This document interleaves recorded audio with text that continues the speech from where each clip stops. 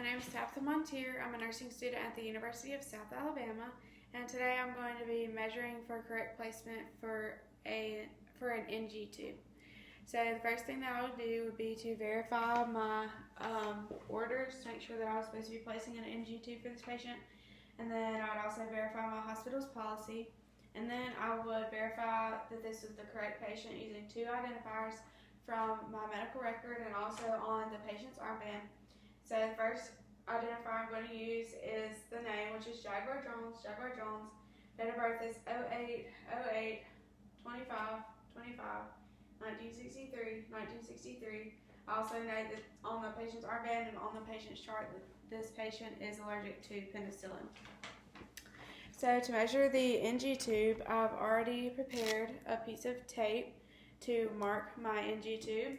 So I'm just going to place it on my arm.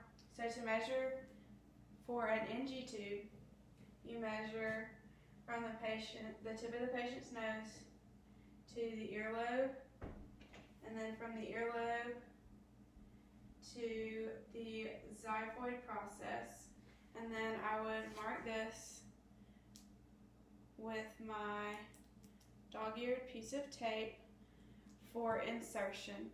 Normally I would not be performing this over the patient's clothing, but for the purposes of today, the patient has on clothing.